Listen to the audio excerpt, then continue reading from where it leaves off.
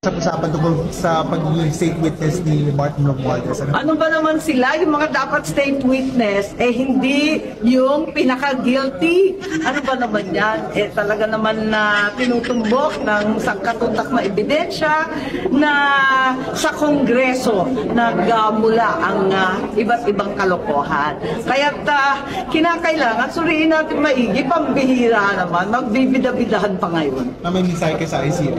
Sorry? Mensahe niyo sa ICI?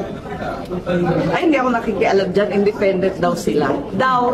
Ma'am, si Romualdez, willing daw siya na i-publicize yung kanyang SALN kung utusan siya ng ICI. Wala namang problema yung SALN. Ang tanong, totoo ba yun?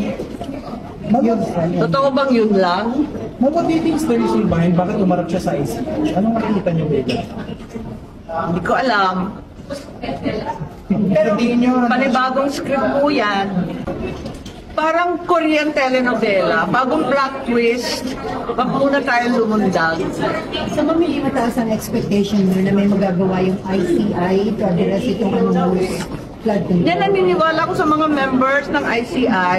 Wag lang tayo magpaandar sa kung ano-anong gimmick dyan.